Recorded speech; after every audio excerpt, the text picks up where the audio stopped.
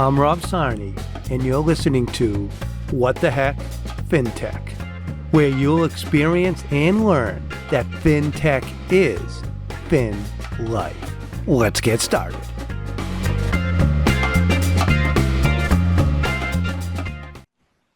Welcome, everybody. You have a big treat today. I think we're going to have the most famous FinTech person that this podcast, What the Heck FinTech, has ever had. Sarah has done so much for the country and beyond. She's international. She's a founder. She has FinTech Sandbox. She is so connected. She's on boards. She's, I think, involved with a bank now, and maybe we'll get into that a little bit too. And how, in regulators, she knows it all. She is absolutely the most. She's FinTech royalty coming to What the Heck FinTech. I'm giddy about this. This is unbelievable what we have. And Sarah and I go back a little bit. The first time we met, a little story just to show you how things happen in life. So I retired from Fidelity. I had a good friend at Fidelity. He said, what are you going to do in your time? I go, I don't know. I'm thinking through. So, you got to talk to 𝗕𝗵𝗶𝗶𝗵. She's doing so much. I'm like, 𝗕𝗵𝗶𝗶𝗵, right? So this was 7 years ago, almost to very close to it. 7 years ago, I reached out to her. We set up a time to talk. Then, here's what's interesting. It was a weekend before I was going to talk. I'm walking in with my wife to the Red Sox game, and I go, I think that's 𝗕𝗵𝗶𝗶𝗶𝗵 in front of me. And so I said hi. She's probably looking at me like, who's this old guy that's dressed like a 13-year-old going to the game? Because I'm all in gear. I could go on the field and no one would tell the difference, except for the gray hair, right? And I'm always dressed for whatever sporting event I'm doing. I'm full gear, right? So and then we just talked quickly, and as she was running into the game, and then we met the next day, and that was before I joined 𝗕𝗶𝗆. And she goes, oh yeah, this is what I'm doing, and I'm like, that sounds awesome. And so then fast forward, I want to say 7 months later, they started thinking about Mass FinTech Hub, but it wasn't even called Mass FinTech Hub. And then I see who's invited. That was one of the 𝗕𝗶𝗆. I got the opportunity. Oh yeah, I get to be involved. And I saw Fidelity there. I saw a few names I knew. And then I see Sarah. I go, I know Sarah, right? So the rest is history. I have learned so much from Sarah, met so many unbelievable people because of Sarah. What she does is amazing. There are stories. I know so many of her stories, but there's so many I don't know because she's doing new stuff every single day. So Sarah, I know I just took a big chunk because I'm just so excited that you're on this podcast today. How about you give a little player profile of yourself and how you got into this? I mean, I know you're at Fidelity. We overlap, but we didn't know each other, at Fidelity at that time. I'd love to hear your story. And how did you do what you're doing from West Virginia to what you're doing in London? I mean, you're all everywhere. Okay, I'm going to shut up now. I can't wait to hear that. Well, Rob, can I just, in response to that really overly generous introduction, it does reflect the reputation that you brought ahead of yourself, because I actually did know you at Fidelity. You didn't know me, but I knew you because of how valued you were by your colleagues, by your leadership team. And so the idea that you are devoting this chapter of your life to advancing FinTech, lifting up the next generation of talent, bringing the same enthusiasm you bring to the Red Sox that you bring to this wonky world of financial services and technology. It's just been, I think, my honor and pleasure to know you in this world, in this life, but having known of you before because of how well regarded you were throughout your career at Fidelity. So thank you for a chance to talk to you. Wow. I'd love to hear how you started on this FinTech, because I mean, that could have been at Fidelity, even before Fidelity. Like how did you get into this stuff? Yeah, I think that you and I, we probably diverge a little bit on our path. I am not a career financial services executive. I'm a mid-career shift into a topic area I loved. I did study finance in the universities that I went to, WVU and West Virginia University, since you mentioned Go Mountaineers, and GW. But really entered into financial services on the side, the transaction side. I joined a company very early out of college that was taking both parts of the company public. It was separating in two. So I got exposure to the capital markets. But even before I got there, I worked on the mortgage desk of a bank. And the bank sold the mortgage desk during the 2000 period when we all know there was a housing crisis. So I shifted gears there and worked for the chief technology officer of a large firm called AMS. And there got exposure firsthand to the technologies that today underpin the way that we move information around the economy. So started a little bit in financial services, promptly shifted into tech, into a professional services organization, got exposure to the capital markets and how they work, and the criticality there of understanding data in all of its forms, and what it meant to a company trying to explain why it had value in the stock market. Mm-hmm. I then went into the telecom sector and was on the venture capital team of a Fortune 50 telecommunications company called MCI. 1-800-COLLECT is how my parents always said, this is what she's doing. Because growing up in Appalachia, there was not a fulsome knowledge of venture capital or investing. And then from there I was on the founding team of two life sciences companies. One completely went bankrupt. We failed. Best lesson ever. Again, around this thematic around how do you aggregate unstructured data in a way, in our case, to advance clinical drug discovery. And then our second shot on goal was actually taking a product to market. So I was the CFO of a team that acquired intellectual property of a naturally occurring property. We synthesized it into a chemical, into a drug, and that today is in the world of sort of orphan drug status around pediatric inflammation. And only then did I find my way to Fidelity, and that's where we crossed paths. So I had a whole life before financial services, but really came to appreciate and love the notional idea that financial services can be impactful, can be used to solve challenges. We saw that every day at Fidelity, helping people retire securely, to save for their child's education. And from there, left Fidelity to start my own company in the predictive analytics space for institutional debt investors.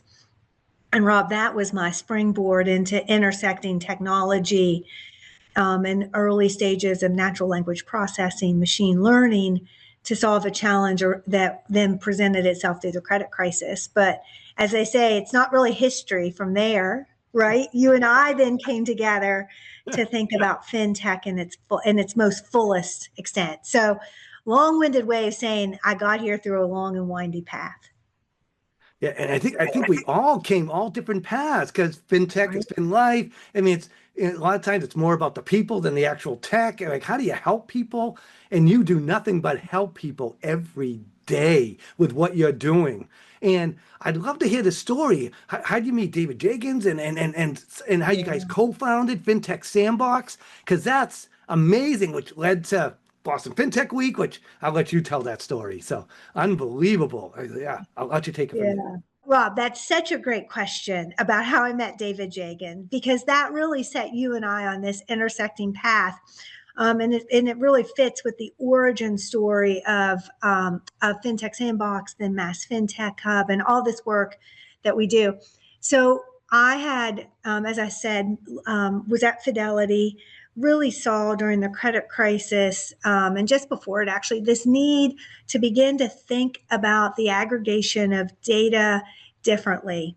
I had studied a Master of Science in Finance at GW. Modern portfolio theory really talks to us about key factors that are in our risk models. They're the ones, they're the French FAMA factors, they're interest rates, they're cash flow. They're various very steady state factors.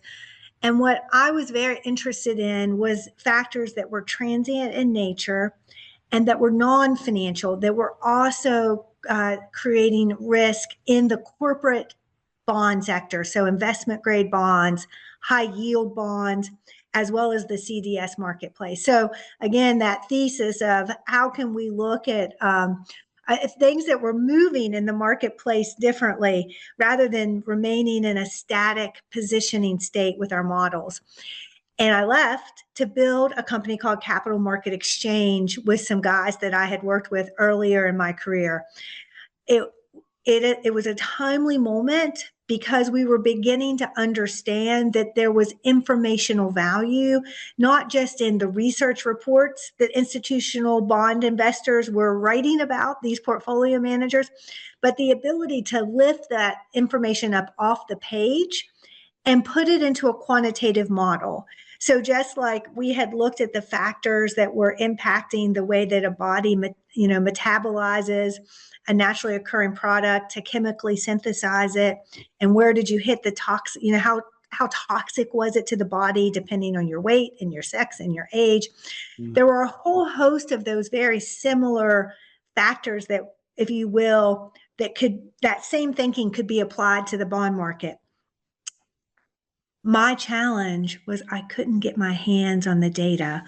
Once I understood those non-financial factors, a good example is in the technology industry, when they sell debt to the marketplace, their ability to service debt in the future, no surprise, because we price equities on this or stocks on this idea, is how well they can persistently innovate. The bond market needed an analog for the way that innovation got captured in the public equity markets. We chose the number of patents as an example to represent innovation. That data, today it would be pretty easy. I just throw it in ChatGPT and I'd know in 30 seconds how many patents NVIDIA has relative to other chip makers. In the mid-2000s, that was really hard to do. It sat locked in a lot of market data company products. And that's one example, but there are countless others of non-financial factors that I needed to quantify. I was unable to get my hands on that data, even though I had raised venture capital funding for my company, because it's a costly it's a costly process to begin with. It's quite expensive to buy data, but the procurement and friction in the procurement process itself is also very hard to do. I couldn't get my hands, I couldn't navigate either aspect. And I'm speaking to David, who, for those who are your listeners, many people know David for what he is. He's just not one of the most astute investors in the fintech space globally. He's a critical thinker. He has empathy for the founder. He's an extraordinary listener. And Rob, for people like you and I who use a lot of words, it's a really amazing moment to have someone who can break through that sort of logjam and say, your problem is this. And he'd heard the challenge of accessing data from enough entrepreneurs that he then followed the statement to me and said, what if we did this? What if we started what is today the FinTech Sandbox? What if we enabled entrepreneurs like you to get their hands on data to do a proof of concept, to really demonstrate to the industry that there is a new way of intersecting traditional, remember, I was working in financial models that haven't been improved since the 1940s. What if there's a better way to do that model and intersect it with technology so you can augment your understanding of the behavior of the financial markets, in my case, to quantify risk? And what if we went to the data providers and asked them to help us do that? Not to be an impediment to innovation, but to walk in lockstep with us. And I think it's kind of that revelation when a bumblebee is like, I shouldn't be able to fly, I'm fat and I have little wings, to, wow, the data providers actually saw a pathway for new innovations for their data, new customer segments, right? Because they have a potential when they see us give data, to skip ahead to what FinTech Sandbox does. We provide free access for 6 months without taking equity to some of the most important data sets and alternative data sets today in the world. We work with over 40 data providers across where our entrepreneurs span 5 continents and 20 plus countries. And we work with those data providers to unlock the key to their data and put it in these innovators' hands. But it was all because David listened to the problem that the founders were having and asked that important question, not how does it work, but why does it work? And why doesn't it work? And what if we did something to solve it? And so I met David through that moment of just distress. My company was not going to progress without data. And now today, we hope that no entrepreneur anywhere does not have that impediment to access to data.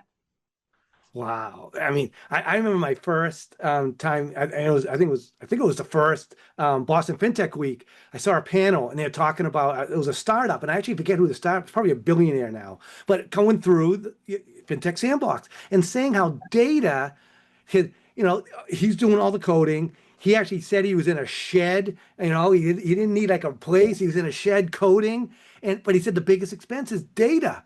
And Fintech Sandbox gives me that opportunity so I can advance, because the data is not just difficult, it's the most expensive too. And you're offering it, for that period, so they can get ramped up and really have real data to figure out how can I help people, and how can I, and I was like, I get it after, and that was my first, now that was 6 years ago. That was my first Boston Fintech Week. I was like, well, I'm in.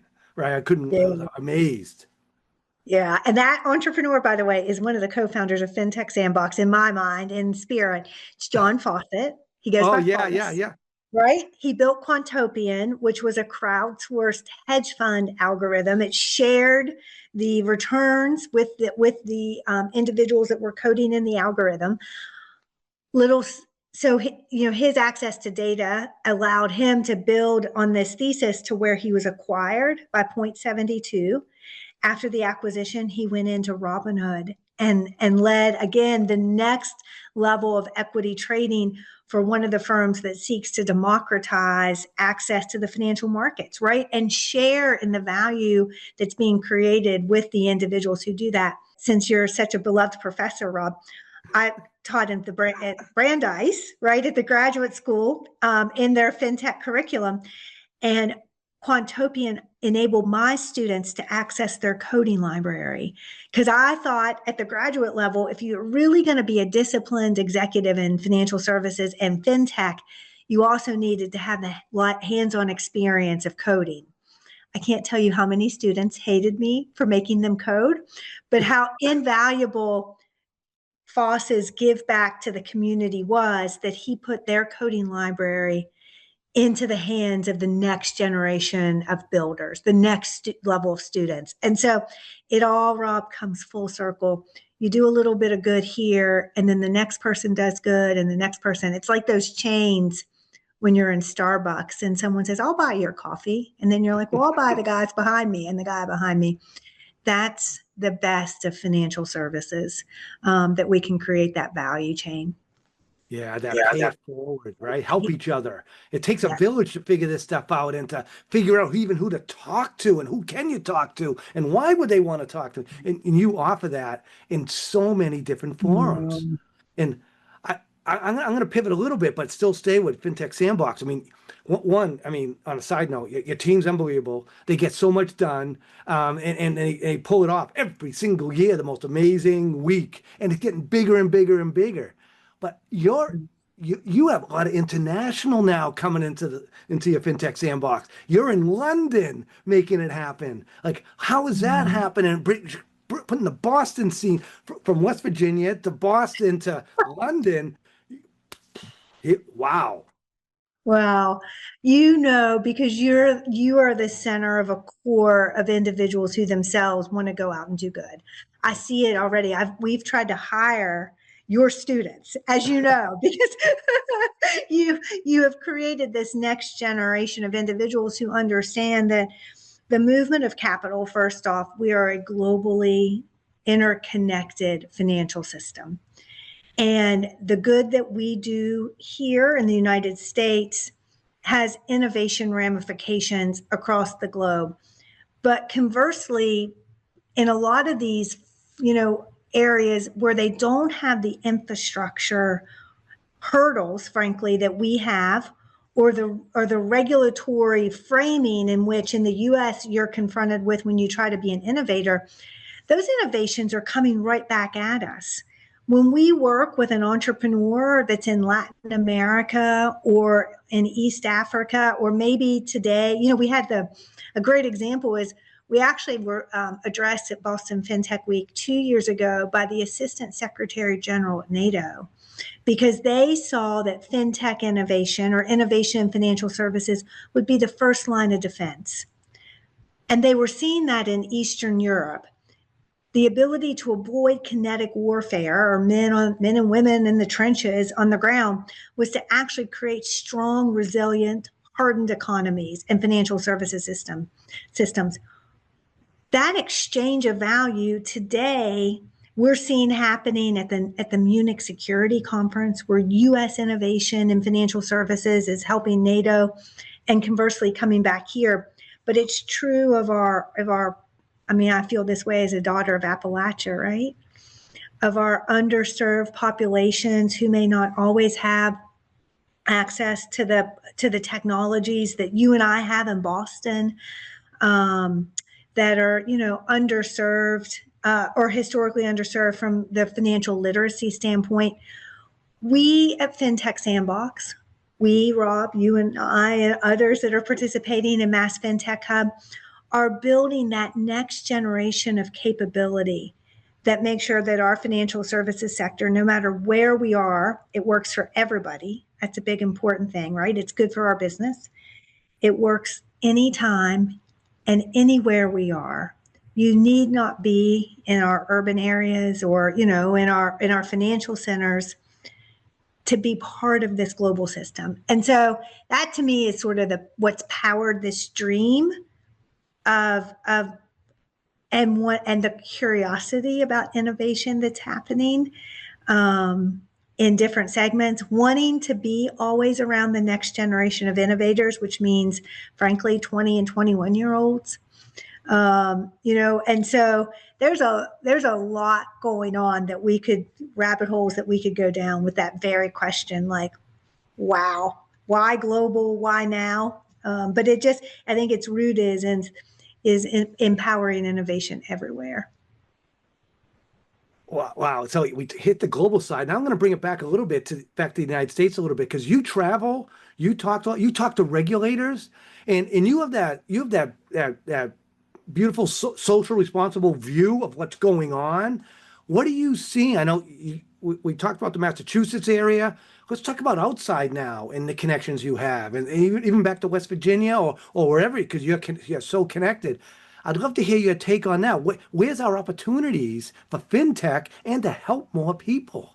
So, Rob, this idea of having sort of a national footprint and in key areas, not just with innovation and data, but also kind of contemplating where policy becomes an accelerant of financial services. So I do think the opportunity to sit with policymakers has been something that has been a bit organic for me. I had an opportunity just by sheer the fact that I had a tragedy happen. My mother passed away extremely suddenly in 2017. Wow. And my dad was in this little town in West Virginia, and he was by himself. He had his community, but, as the oldest daughter, I just couldn't bear to see my young father, who just lost his best friend, and my mother be there. And so I was home in West Virginia helping him. I was doing laundry when an opportunity presented itself to help the state of West Virginia. We don't really think about it as an innovative state. And it's fair for no one to think that. Contemplate how it could expand and diversify its economy. And I partnered, I actually was tapped by someone that's been a longtime mentor and someone I admire greatly, John Chambers from Cisco, who is also a West Virginian, to think about where could we help advance innovation in this very small economy.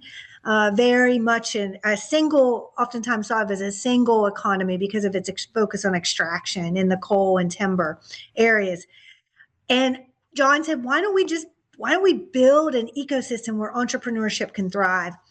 And the best way I knew how to do that was to begin to have a base in categories that were fintech or fintech adjacent, financial services and health. Financial services meant that I understood cybersecurity and digital identity. Financial services meant that I understood how to really create, new innovative products around smart infrastructure, whether it was advanced surface transportation or energy. And as you go through those exercises, as you begin to frame out a plan to do that in an area that almost time has stood still in the most beloved way possible. I hope everyone who listens today visits West Virginia for its beauty and its culture and its people. But it's an untapped environment for talent, for the ability to build the next generation of innovators, solving problems that are resident in our rural populations in the U.S. And as I mentioned to you, for me, the core of it was to use the discipline that we have been using across the past 20 years to innovate in financial services for no other reason than that's all I knew how to do. Like, you have to take the talents that God gave you and figure out what to do with it. And I was fortunate to be approached by a very positive legislative environment who saw our ability to motivate capital, to bring in new industry. In about 5 years, we were able to activate about $4.5 billion of capital into the state. Wow. And what the policymakers asked was, what would you do next if you had to really be a place where innovation happens? And the state of West Virginia was willing to take up the idea of a fintech sandbox. It was the 9th state in the country to do so. I'd already had a chance to participate with the FCA in the United Kingdom when they started their regulatory sandbox. Through work at State Street, I had met with the Monetary Authority of Singapore and understood what was going on there. And so the conversation just flowed. I can never take credit for any of this work singly. It's because of people like you, Rob, that are present everywhere, that have industry experience, that know how to navigate certain environments in which to advance innovation. And I think if anyone doubts what we're doing in Massachusetts, it's because they haven't been there where the spark has been lit, to sit in these rooms, to see where people come in and collegially gather around a table and advance ideas that help make, in our case, what you're working on and what you're leading, the most active place on the globe, the number one place when you're trying to innovate in financial services, when you're a young student trying to work your way into a job. I mean, that's what it takes. It takes people who, will create that spark. And I'd say on the policy side, that it's been my good luck to sit with people who are wiser, smarter, and more attuned to these types of things, who want to marry it with the idea of how do you kind of roll up your sleeves with a pickaxe and shovel and make it work. You and I are the pickaxe and shovel side of the table equation, right? So that's kind of, and I think it's happening across the country. Wow. Yeah. So this is going to be my last question, and I've seen you keynote speak at many events that I was putting on. You were so gracious to show up to and wow the crowd. And I've seen you say this multiple times. Now I'd like to hear a little story, maybe. How did you come up with this? But it's a saying that this hits me like, wow. What if we? And you used it a little while before. How did you? That is such a powerful. I'd like to hear a little bit of background on that and the meaning behind it. You said it quickly, but let's get into that. I think that's your mic drop moment. Is that saying? That's huge. What if we? I want you to take that away. Yeah. Well, Rob. Okay. I can't count the times I've said to you, "What if we?" And look what happens today. Before I even brag on you for a minute, Rob, to mic drop, I do want to say this. the what if we, don't forget, that came from a problem solver, an individual who sat across the table. Those aren't my words. Those are David Jagan's. Yep. Part of the challenge we have in innovation is asking the right question, determining the problem you're going to solve, right? And then the other part of it is execution. David brought that framing question that you and I are so fixated on. What if we? And so the big thing that I think that's embedded in that is what if, which is the aspirational idea that we cannot be stopped by any hurdles that we of our own making or artificially. But the second is we. What if we put people around the table who themselves feel like they're part of the solution? They have responsibility, they're respected, they're asked to bring their knowledge, particularly in a category like fintech, Rob, because it's not just a financial services question anymore.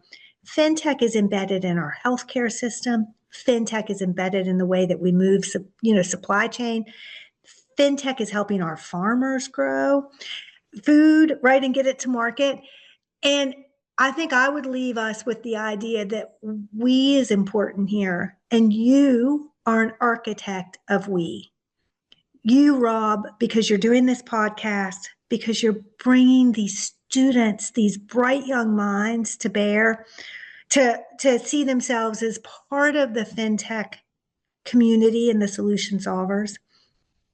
And then also bringing industry on the other side to talk to them, to empower them to see a whole new category of innovation. We are at the most important inflection point in financial services since the launch of the internet.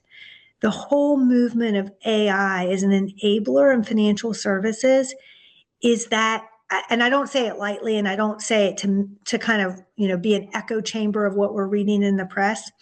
We are at a moment in time where we have an opportunity with the right minds asking, what if we use this next generation of technical might for the betterment and good of society? You, Rob, thank God for you doing this every day, asking us to tell you what we've done when really, Rob, I just want to tell you how much I appreciate you and thank you for sharing the message that fintech can be a force. It's a force for fun. It's a force for life. And I think we agree it's a force for good. So thank you. Yeah. Right. So that was unbelievable. I mean, fintech is FinLife. You hit on all those aspects. I mean, your stories, what you do, how you do it, how you connect people, how you and David are making it happen. And here's the amazing part is that every event that we put on together, or you put on, or I put on, it's growing. Every event is getting bigger than the time before. And it's amazing me. I'd never imagined that 7 years ago when we sat down for coffee. It just shows you fintech is FinLife, and it's all about the people. It's really not about the tech, but the tech is a huge enabler. It's not about the finance. It's about the people and connecting with people and networking and getting students. That's the lifeblood of this whole thing. And I learned that all because of one coffee we had together right in the financial district of Boston. I remember it clearly. I remember that day. I remember, and then I go, I gotta bring this message. I was like, and so inspired. Wow. So Sarah, I want to say thank you so much. Wow. And I learned so much. Our audience learned so much. Thank you again, and you'll hear me say thank you at least 1,000 more times in probably the next year or two. But I really mean it. Thank you so much, and wow, thank you. Yeah, I'm going to say thank you back to you, Rob, because again, you have become this spark for all of us. So thank you for having me. I appreciate it. Thank you. Okay, I want to say, hey, thanks everyone, the audience, for coming, and hey, have some fun out there. That's what it's all about. Okay, bye now. See ya. Thank you for listening to What the Heck Fintech. Make sure you tune into our next episode as we continue to interview fintech leaders and share real-world stories from across the fintech ecosystem, so you can fully understand that fintech is FinLife.